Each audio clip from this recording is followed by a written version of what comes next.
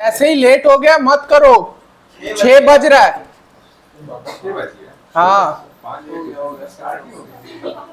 ठीक है, चलो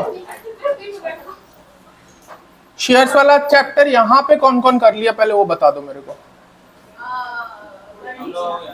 तुम्हारा हुआ नहीं है मनु? हाँ हाथ उठाए तो जोर से एकदम ऊपर हाथ उठाओ। अच्छा ये लोग का शेयर्स हो गया है तो बेसिक थोड़ा नॉलेज है। तुम हाथ उठाओ, थोड़ा बहुत है, तुमको भी है। हाँ ठीक है ठीक है ठीक है, तुमको भी है ठीक है। तो एक रिवीजन बोल लो या डायरेक्ट वो रिवीजन के साथ साथ पूरा कवर ही हो जाएगा। 23 पेज का चैप्टर है रिवीजन वाला, तो अच्छे से कर लेगा सारा चीज इसी में क्लियर हो गया। प्रोरेटा से लेकर बिजनेस परचेज, बाकी नॉर्मल प्रीमियम डिस्काउंट सारा चीज यहीं पे है। तो एक बार पढ़ लेते, थ्योरी भी है साथ में, तो थोड़ा थ्योरी भी आता है। एमसीक्यू में थ्योरी पूछ लेगा तो तुम लोग फंस जाएगा, तो एमसीक्यू के लिए थ्योरी भी इंपॉर्टेंट है, तो थोड़ा थ्योरी भी पढ़ लेते हैं ठीक है। तो चैप्टर का नाम अकाउंटिंग फॉर शेयर कैपिटल। सबसे पहले तो बोल रहा है कि अगर शेयर कैपिटल का बात कर रहे हैं तो पहले तो बात करना होगा कि कंपनी क्या होता है। ये तुम लोग थोड़ा कॉमर्स वॉमर्स में पढ़ा होगा कि कंपनी क्या होता है, तो उतना ज्ञान हम नहीं देंगे, बट खाली डेफिनेशन में एक बार आओ कि कंपनी होता क्या है। अ company is an artificial person. अच्छा इसको आर्टिफिशियल क्यों बोलता है? नेचुरल पर्सन कौन है फिर? हम लोग। तो आर्टिफिशियल है मतलब इसको बनाने वाला, हम लोग को बनाने वाला कौन है? भगवान है। उन कंपनी को बनाने वाला कौन है? लॉ है। So created by law, having separate legal entity. ये तो क्लास 11 में पढ़ लिया था। Separate legal entity with perpetual succession. इसका मतलब क्या है परपेचुअल सक्सेशन का? किसको आता है परपेचुअल सक्सेशन मतलब? हाँ मतलब कि किसी के जाने के बाद भी दूसरा कोई एक्वायर कर सकता है। मतलब एक जन मर भी गया तो बाकी कंपनी चलाएगा, मतलब कंपनी कभी बंद नहीं होगा। तो परपेचुअल सक्सेशन है। And common seal, common seal बोले तो ठप्पा, स्टैम्प। तो कंपनी क्या होता है? कंपनी एक आर्टिफिशियल पर्सन है। कौन क्रिएट करता है? बाय लॉ, जिसका अपना खुद का सेपरेट लीगल एंटिटी है with perpetual succession and common seal. तो ये कंपनी का बेसिकली डेफिनेशन है। अब अगर कैरेक्टरिस्टिक्स की तरफ ध्यान दे तो जो ऊपर हम लोग डेफिनेशन में पढ़े हैं 3-4 तो वही कैरेक्टरिस्टिक्स मिल जाएगा। सबसे पहले बोल रहा है अगर इनकॉर्पोरेशन का। इनकॉर्पोरेशन मतलब क्या होता है? कंपनी का जन्म होना। जैसे एक बच्चा जन्मता है वैसे ये कंपनी का जन्म होना इज इनकॉर्पोरेशन ठीक है। तो a company is created through the process of incorporation under the companies act 2013 और any other previous companies act. आ जाओ, उधर है क्या जगह? जगह है ना, पीछे जगह है, 2 जगह। थोड़ा सा शिफ्ट हो जाओ ना, या तो उसको अंदर करना है तो उसको अंदर भी भेज सकता है। हाँ ठीक है।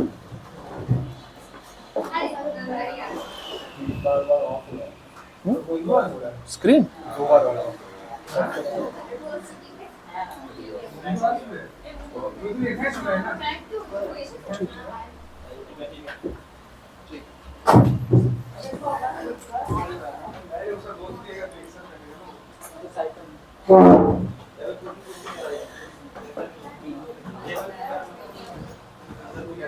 ठीक है सेटल हो जाओ।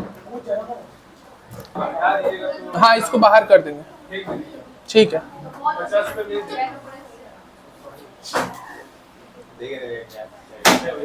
ठीक है। तो फर्स्ट कैरेक्टरिस्टिक्स था कि भाई इनकॉर्पोरेट करना होता है कंपनी को। देन सेपरेट लीगल एंटिटी ऊपर बता ही दिया था क्या है। आर्टिफिशियल पर्सन है ये भी पता है। Created by law, perpetual succession भी पता है। देन लिमिटेड लायबिलिटी, ये वाला क्या सीन है लिमिटेड लायबिलिटी का?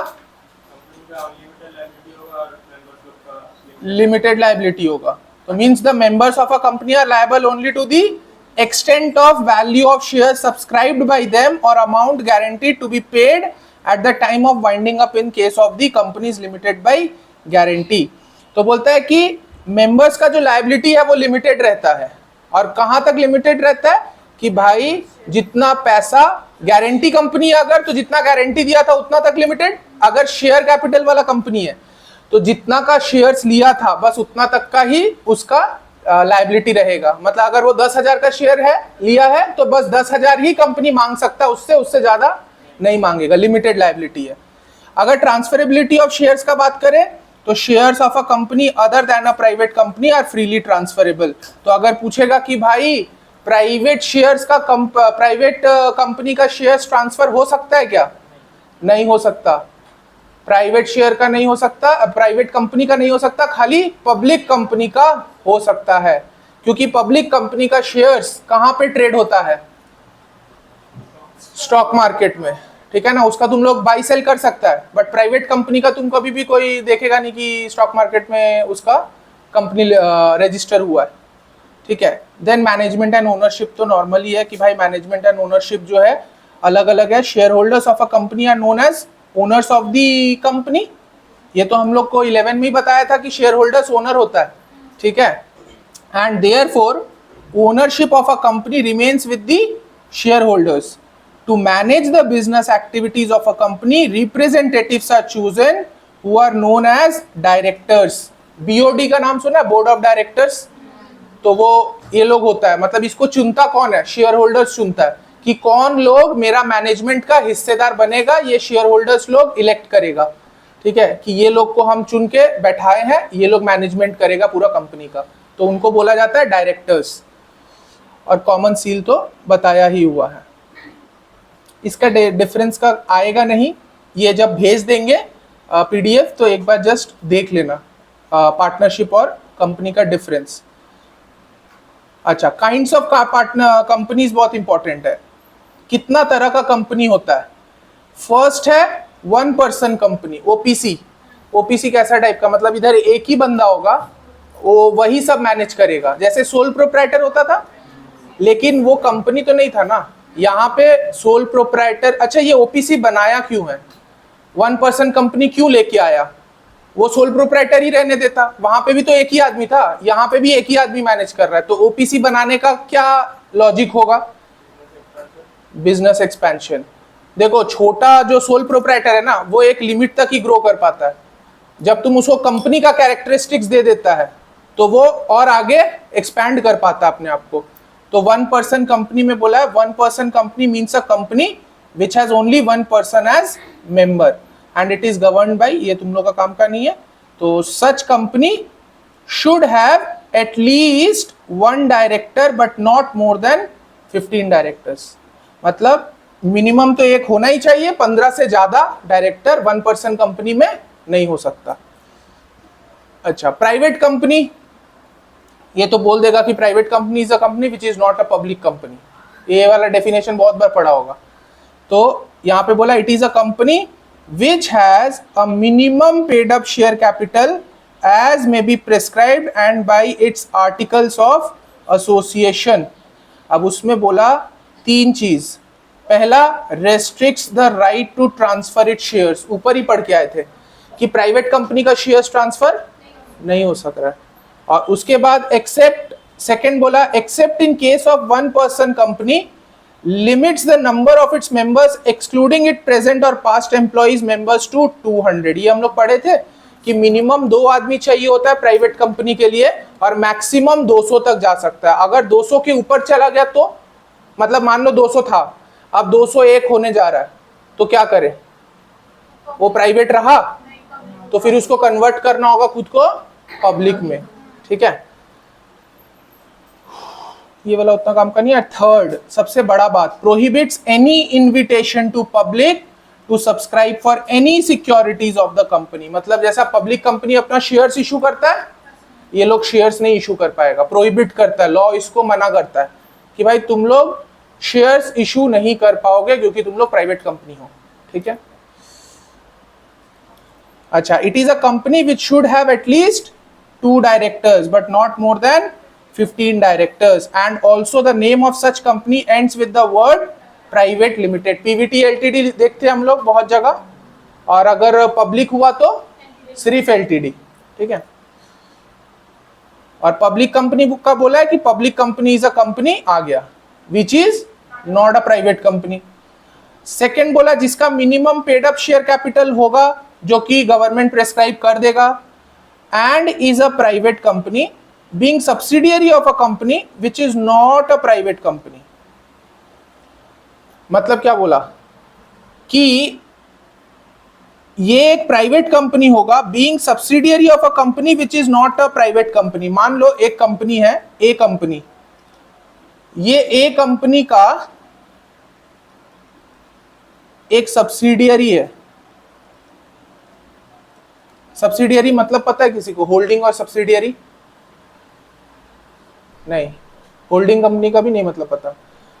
होल्डिंग कंपनी होता है, मान लो एक कंपनी, अगर मान लो ये ए कंपनी बी कंपनी में 50% या उससे ज्यादा का स्टेक लेके रखा है।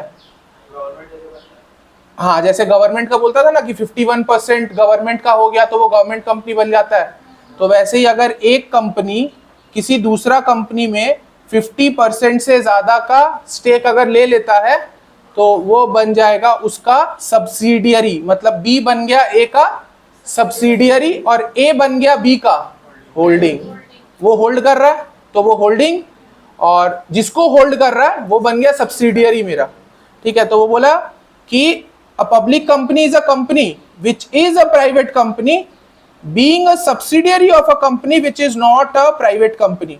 मान लो एक कंपनी है, ए कंपनी ये वाला, अब ये बी कंपनी को होल्ड किया है और बी कंपनी को होल्ड कर किया है, लेकिन ये बी कंपनी प्राइवेट कंपनी है।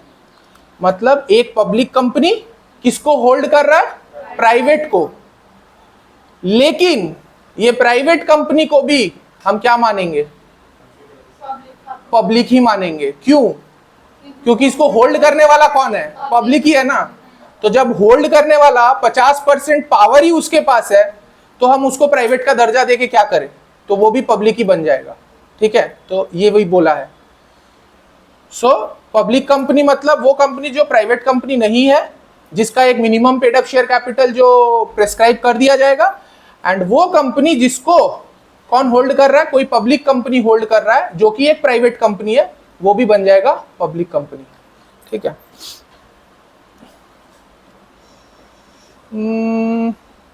ये तीनों तो बहुत ही सिंपल था। लायबिलिटी के ऊपर 3 टाइप का company: limited liability company, unlimited liability company, company limited by guarantee. Limited liability company कैसा कंपनी हुआ? जिसका लायबिलिटी लिमिटेड है, लिमिटेड अप टू वो शेयर्स, जितना का शेयर्स लिया है। और अनलिमिटेड कंपनी जिसका लायबिलिटी अनलिमिटेड है, इसका मतलब उसका घर का पर्सनल एसेट्स भी चला जाएगा। और कंपनी लिमिटेड बाय गारंटी मतलब अगर शेयर होल्डर्स लोग शेयर्स के बदले गारंटी दिया है कि भाई जब कंपनी बंद होगा तो उस टाइम पे हम इतना रुपया दे देंगे, उतना का हम गारंटी दे रहे हैं, तो उसको बोलते हैं कंपनी लिमिटेड बाय गारंटी। देखो लिखा भी है, it is a company having the liability of its member limited by the memorandum to such amount as the members may respectively undertake to contribute to the assets of the company in the event of being wound up। मतलब बंद होने के time पे वो जितना बताया है कि इतना हम गारंटी दे देंगे, वो हो जाएगा फिर कंपनी लिमिटेड बाय गारंटी।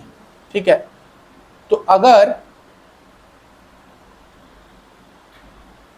हाँ थोड़ा सा अभी तक का हालचाल पूछा जाए तो प्राइवेट कंपनी का शेयर्स ट्रांसफर हो सकता है क्या? तुम बताओ। मतलब प्राइवेट कंपनी का शेयर्स ट्रांसफर होगा? किसका होता है? गवर्नमेंट का? हाँ, पब्लिक का। ठीक है, अच्छा पब्लिक कंपनी का मैक्सिमम लिमिट कितना है मेंबर्स का? हाँ, कितना? Public unlimited. प्राइवेट का 200 होता है, लिमिट है। पब्लिक का अनलिमिटेड है। अच्छा, पब्लिक का मिनिमम पता है? 7। पब्लिक का मिनिमम 7, प्राइवेट का मिनिमम 2, मैक्सिमम 200। ठीक है, ठीक है, इसमें आगे और कुछ उतना था नहीं। अभी जो आएगा वो वाला इंपॉर्टेंट होगा। इनकॉर्पोरेशन तुम लोग का नहीं लगेगा, क्लासेस ऑफ कंपनी में, हाँ ये जानना जरूरी है कितना टाइप का शेयर्स होता है, क्लासेस और काइंड्स ऑफ शेयर्स। ये तो शायद फिर कॉमर्स में तुम लोग पढ़ा होगा, प्रेफरेंस शेयर्स होता है। ऐसे ही बता दो खाली प्रेफरेंस शेयर्स क्या होता है, क्या पता है प्रेफरेंस शेयर्स मतलब क्या? किस चीज पे प्रेफरेंस मिलता है? और किस पे?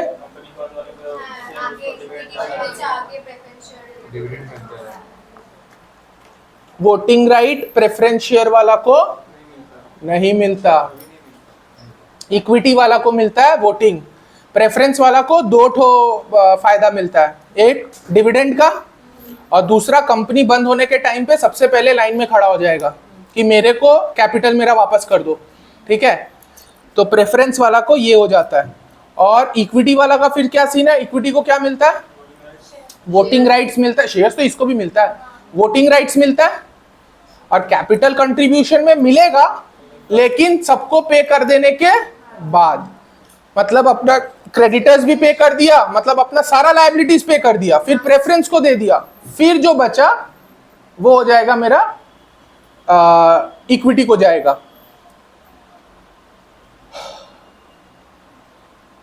क्यूमुलेटिव नॉन क्यूमुलेटिव थ्योरी है, जस्ट इसको पढ़ लेना, इसमें बताने वाला कुछ वैसा है नहीं। मेरे को चाहिए अकाउंटिंग पार्ट, बेसिक ज्यादा जरूरी है।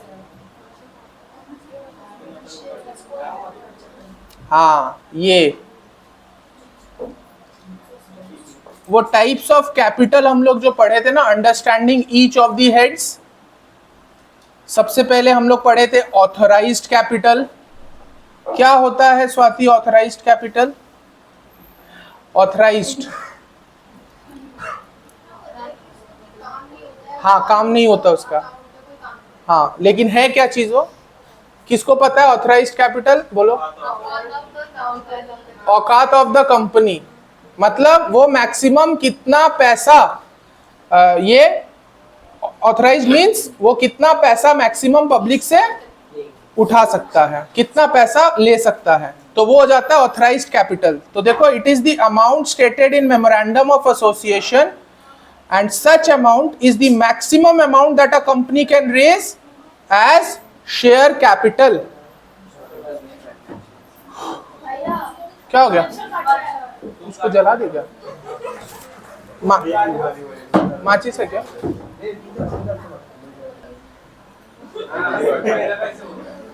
अगर वो काटा तो लड़का, अगर वो काटी तो लड़की। सुनो, ऑथराइज्ड कैपिटल मतलब होता है कंपनी का औकात, कि कंपनी कितना मैक्सिमम शेयर्स इशू करके पैसा उठा सकता है पब्लिक से। तो मान लो वो 1 लाख शेयर्स इशू किया था ऑफ 10 ईच, तो मैक्सिमम वो कितना रुपया उठा पाएगा? 10 लाख रुपया, ठीक है। ये होता है मेरा ऑथराइज्ड कैपिटल। दूसरा आता है इशूड कैपिटल। इशूड कैपिटल मतलब अगर मेरा औकात 1 लाख शेयर्स का था, हम इशू मान लो 80,000 किए, तो मेरा इशूड कैपिटल कितना हो जाएगा? 80,000 shares into 10 each, that is 8 lakh rupees का। ये मेरा इशूड हो गया। सब्सक्राइब्ड का क्या सीन है? इशूड में से कितना पब्लिक सब्सक्राइब किया, तो सब्सक्राइब्ड मान लो 80 में से 60,000 किया है, तो 60,000 इंटू 10 इज 6 लाख, तो ये सब्सक्राइब कैपिटल हो गया।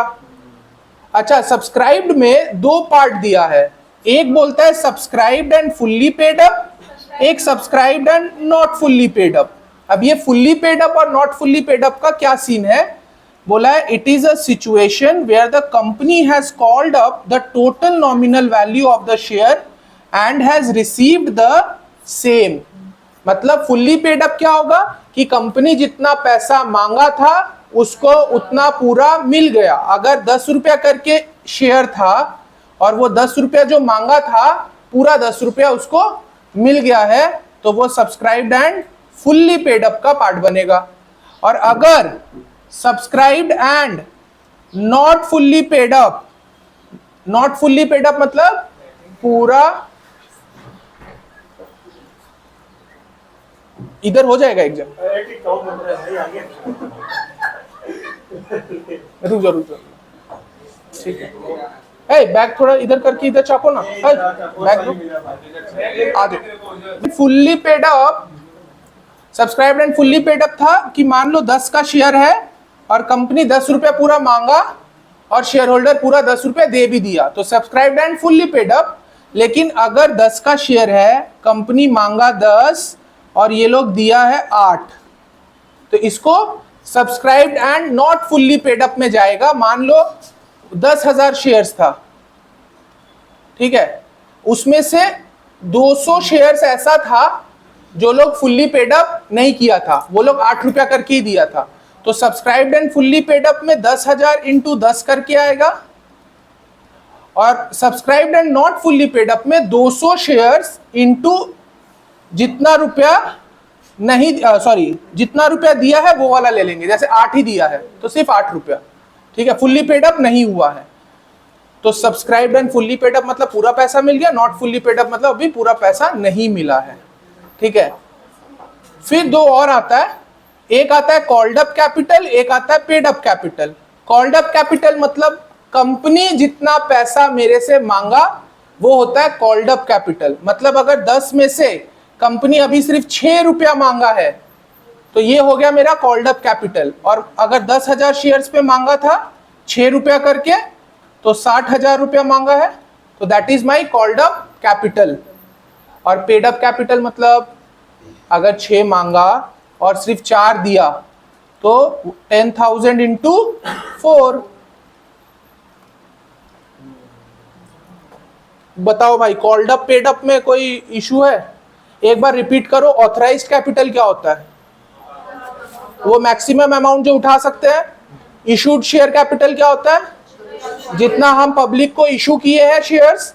सब्सक्राइब्ड कैपिटल मतलब उसमें से पब्लिक कितना सब्सक्राइब किया। अब सब्सक्राइब भी दो टाइप का, subscribed and fully paid up, subscribed and not fully paid up. Fully paid up मतलब जितना मांगा था पूरा दे दिया, नॉट फुल्ली पेड अप जितना मांगा था उससे कम दिया।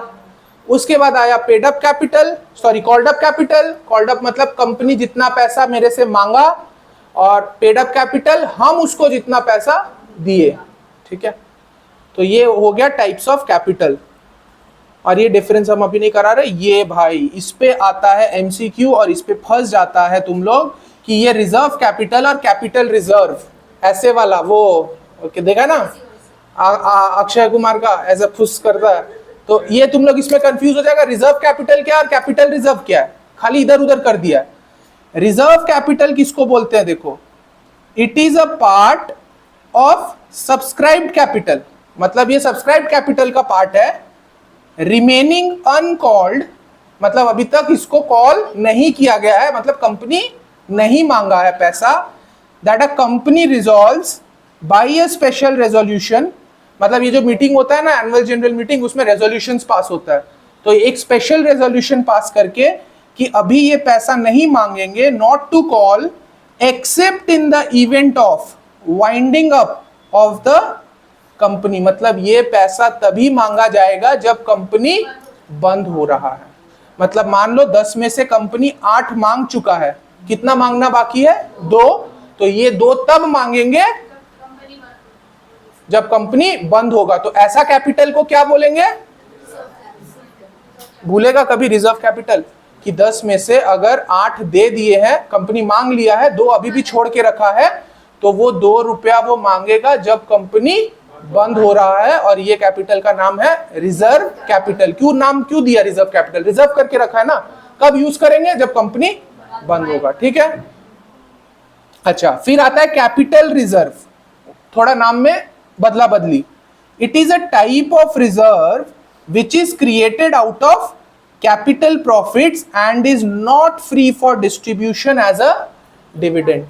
मतलब कि ये एक ऐसा टाइप का रिजर्व है जो कहां से क्रिएट होता है? कैपिटल प्रॉफिट से। किसको पता है कैपिटल प्रॉफिट क्या होता है? 11 से पढ़ के आया है बट बेस क्लियर नहीं किया है तुम लोग। बताओ मेरे को कैपिटल प्रॉफिट क्या होता है? नहीं, वो तो कैपिटल लगाना हुआ। कैपिटल प्रॉफिट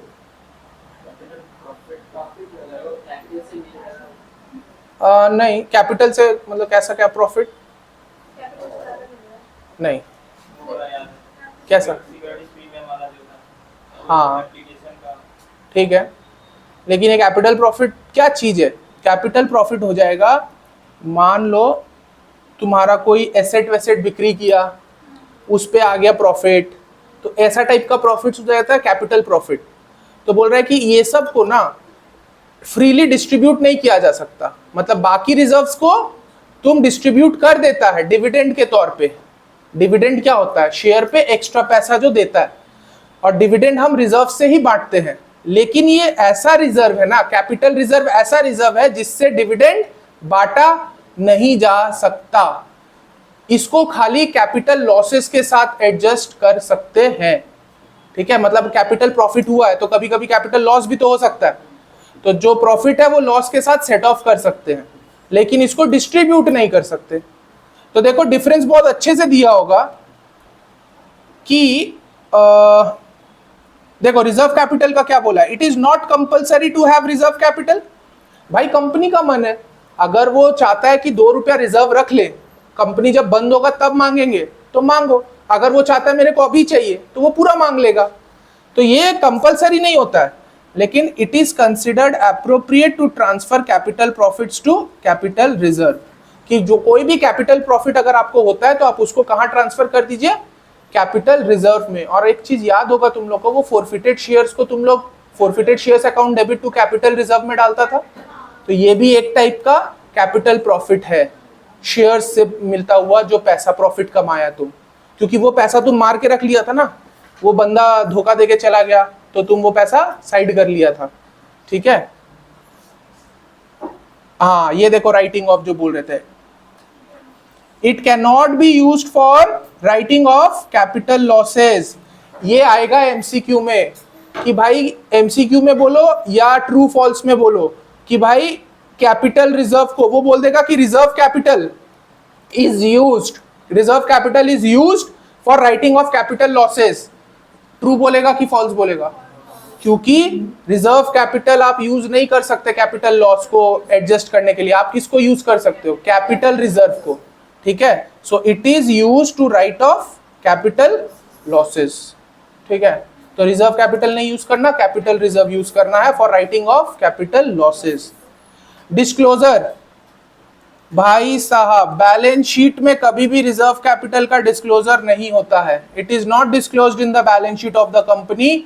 लेकिन ये जो कैपिटल रिजर्व है ये तुम कहां दिखाता है? रिजर्व्स एंड सरप्लस बोल के एक हेड होता है, सबसे पहले आता है इक्विटीज एंड लायबिलिटीज, उसके अंडर आता है शेयर होल्डर्स फंड, उसके नीचे आता है शेयर कैपिटल, उसके बाद आता है रिजर्व्स एंड सरप्लस, और रिजर्व्स एंड सरप्लस के अंदर ये दिख जाएगा तुमको, ठीक है?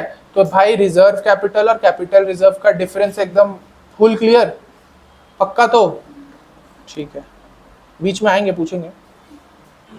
ये फॉर्मेट अभी रोक रहे हैं, ये फॉर्मेट लास्ट में दिखाएंगे। अब भी आता है, ये प्रोसेस भी हम नहीं दिखा रहे क्योंकि तुम लोग जानता है क्या सब्सक्रिप्शन का प्रोसेस नहीं जाता, ठीक है? ये सब्सक्रिप्शन का प्रोसेस दिखाया है कि कैसे शेयर्स इशू होता है और क्या प्रोसेस है। देखो बोला सबसे पहले issue and allotment of shares.